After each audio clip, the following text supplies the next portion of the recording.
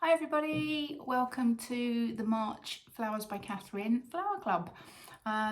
Thank you for watching. This month's video we're going to be making a basket planter. So this one I'm making up for Mother's Day, which is in a couple of days here in the UK. And I'll run you through what you've got in your bunch of flowers and then we'll get making. So you have got some spray roses. Now I'm going to be using the white spray roses in this order, but you've got these lovely pink spray roses. They're called Lavender Oishka. They come in, they look like they're dirty on the outside, but this is the guard petals. So this is, as we've mentioned before, all roses have guard petals around the outside. It's to protect the inner, for, you know, obviously while they're in transit and things to us. So when they arrive, I just pull them off. So you see these look a little bit grotty. You can leave them on, but I just think it looks nicer. And you'll see as you take them off, it reveals that gorgeous pink underneath. So you can see on this one here, that contrast, you've got that gorgeous pink and then you've got the guard petals there. So it does make a difference. So you've got 3 of these. As I mentioned, I've got white spray roses, so these are snowflake spray roses, and these generally don't have many guard petals on, so you'll see sort of the occasional green or brown one to come off. So I'm going to leave the guard petals on mine. So you've got 3 of those. You have got some gorgeous mimosa. Look at that. The smell is absolutely amazing as well. So you've got these lovely fluffy yellow flowers. You've got the lovely spiky foliage as well. These very small, almost like a fern.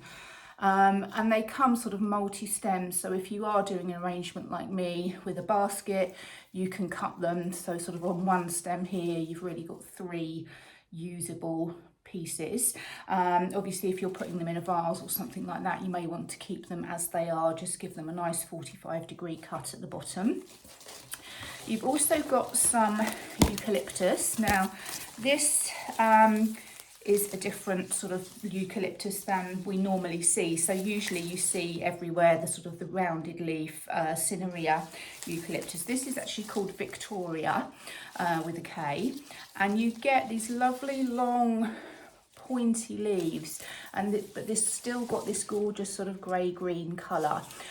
So again, if you're doing a basket or you want a bit more of an impact in an arrangement, or even just in your vase, they're really nice. They add some nice sort of structure and texture to an arrangement. So you've got a few of those stems.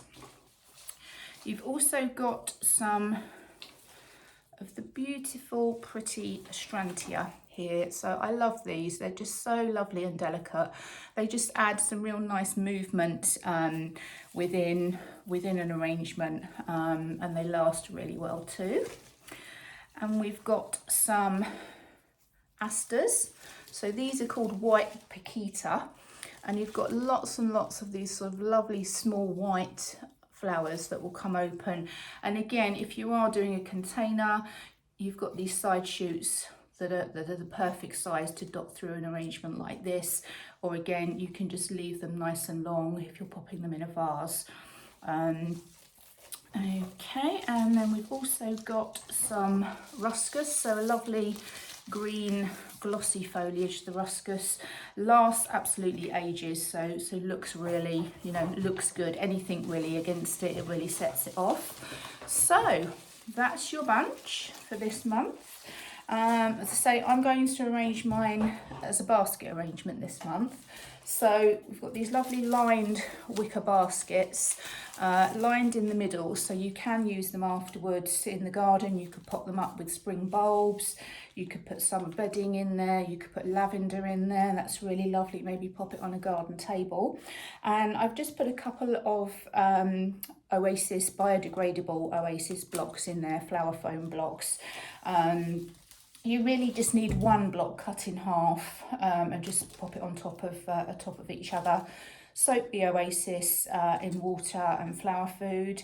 and don't push it down, just let it sink on its own. Once it's sunk down, then it's ready to use, and then pop it in your basket. Now, because I'm doing a basket arrangement, I need more foliage really.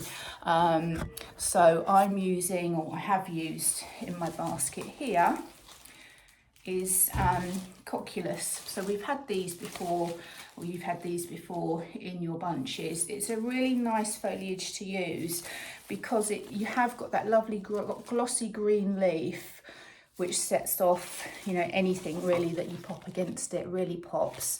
And if you are using something like this for a table centerpiece or a mantelpiece arrangement, something like that, this is really good because you can cut it down. So you can cut here and you can cut here, and essentially you've got 3 pieces that you can pop into your arrangement. So to save time, I have popped my Cocculus pieces in already, and the way I do that, I start around the outside, pop one in the middle, and then fill round. So essentially you've got a centre and then you've got a couple of layers. You'll see there are a few gaps in there, but that's fine because we'll be adding all of our flowers and foliage here, and then I can fill in any gaps that are still there at the end. So I'll just angle that down slightly so you can see a bit better what I'm doing. So, and I've got my basket on my Lazy Susan turntable. So these are brilliant because you can just spin round rather than kind of having to keep shuffling your arrangement around. And you can see kind of as it's building up if you've got any gaps or anything to fill in. So I'm going to start putting in my Eucalyptus Victoria. So as you can see, it's quite a long stem. So again, I'm just going to trim this just here and just here. So I've got 2 pieces out of that one stem. Nice sharp 45-degree cut, so that we can get plenty of water up there. And I'm just going to dot these around. I'm going to put 3 almost in a circle. So we've got our centre, we've got our rounded piece, we've got our bottom pieces. So I'm going to go in between the layers with this eucalyptus. So I'm going to pop one in the middle. Actually, I'm not. I'm going to pop it down this side. So again, you've got that turntable. It really gives you plenty of control. So I put one here, one here, one here. So we've got in a 3. And I'm going to pop this last one, I think, just over the side here. So you get, if you can see that, you've got your Cocculus foliage, and then you've got that nice sort of grey-green contrast as well, and it hangs quite nicely, so it'll bring the edges of the basket over more. And then I'm not going to use the Ruscus in this arrangement, but if you're obviously arranging in your vase, you can pop your Ruscus in, and there's plenty of tutorials that we've done on here to show you how to do a hand-tied bouquet and lots of other arrangements. So with my aster, again, I'm going to cut that here. So I've got one piece there, and then I've got another piece there. So I'm just going to cut those down first. I'm not going to pop them in just yet. I'm going to cut them down. So we've got 6 pieces, essentially, of the aster to use. And these are really nice to use as an accent foliage or a filler foliage, because they're quite bushy, they've got lots of flowers on, so they do sort of fill the gaps quite nicely.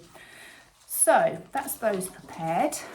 I've got my 3rd one actually of my eucalyptus, which I've just found buried under there. So I'm going to pop these around the outside just to bring a bit of flow to the arrangement. So let's pop that one in there. So, and I always start my arrangement sort of doing the greening up, doing the structure essentially, and then we add our flowers into it. So I'm going to start with my spray roses. I'm going to trim that one there. Again, nice 45-degree cut.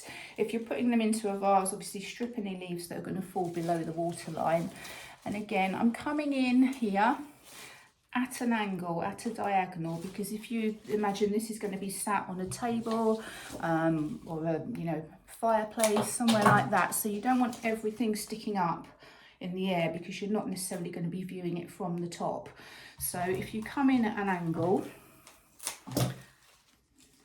and again I'm just going round in threes with these, a nice diagonal. And then again with this last one, you may have some longer side shoots on there, which you can also use if you trim those off. So really making the most of your stems that you've got.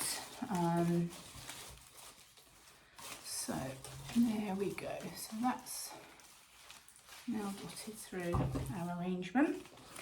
I'm now going to pop the mimosa in. So as I said earlier, I've got one stem here but 3 pieces, so I'm going to just snip that. So I've got my 3 pieces. I'm going to just literally run my fingers down there to strip any foliage that's going to, so we've got a nice clean stem going into the foam. I'm going to put 1 in the middle, and then I'm going to put 3 around the outside. And again, these do hang quite nicely. They've got a little bit of weight to them. So I'm going to go in between where we've put our 3 spray roses. So I'm going to put a mimosa in between each of those.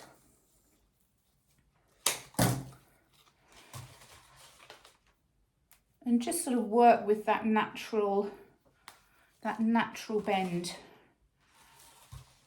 of the stem. So this one comes in here. And don't worry too much, obviously I've got the handles for the basket here, but for the purpose of this arrangement, they don't really matter. But obviously afterwards, if you are using this in the garden, it's handy to have the handles on, just adds that extra little bit. Now I've got one more piece left here. I'm going to pop that one in the middle as well, so we've got a real nice pop of mimosa in the middle, and then the 3 round the outside.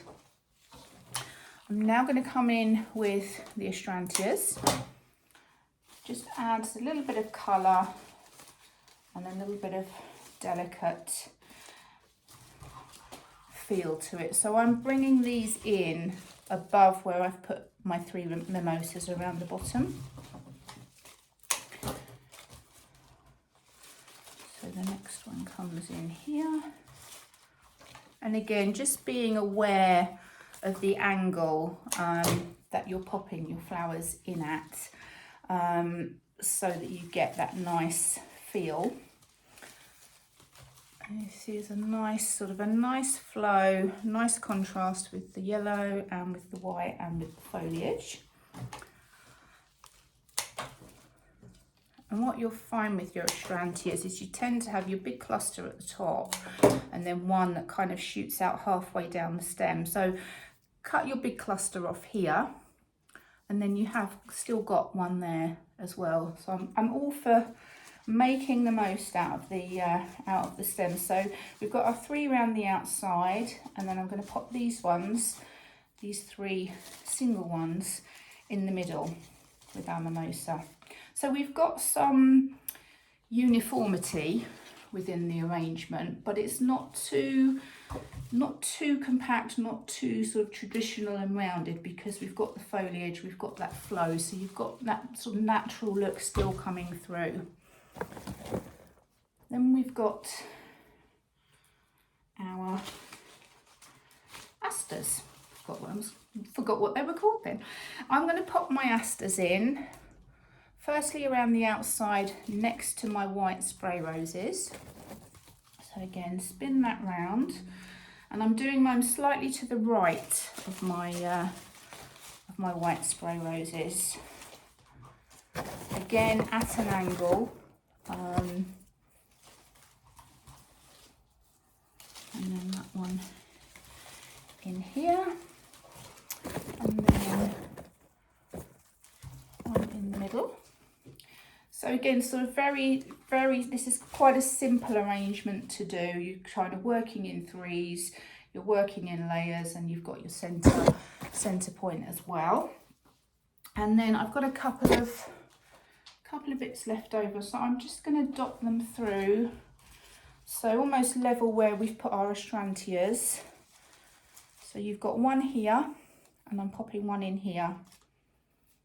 And then this one can come in around the other side here to fill in. So you'll see, you know, you have got a lot of content in there with relatively few stems, so it's really sort of how you use them. I've got an odd piece here of mimosa, so again, spin it round, see where you think you might have some little gaps. I think we've got a little one here, so I'm just going to pop him just in there. And mimosa, you may have seen mimosa around a lot. It is obviously a spring flower. In fact, it's a tree, but it is actually the flower that is used around International Women's Day. So in 1946 in Italy, that decision was made, and the reason for that is because mimosa represents strength, sensibility, and you know, it's kind of one of those things that's carried through.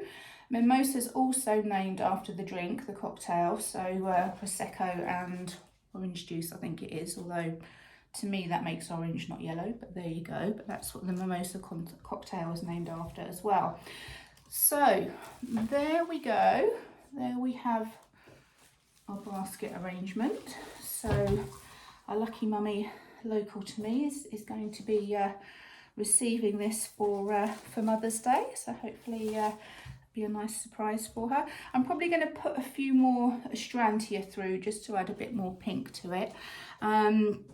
And that's it really. And in terms of maintaining an arrangement like this, it's just really kind of pop your finger in and feel the foam. If it feels damp, it's fine.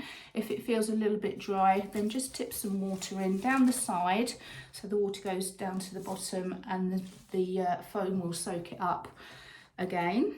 As I said, this Oasis is the biodegradable one, so you can, you know, it does biodegrade. It takes a little while, but it's definitely a step forward from the traditional floral foam that we've seen. So I hope that was helpful, and I hope you enjoy the rest of your day and the rest of your week, and I will catch up with you soon. Thanks very much. Bye now.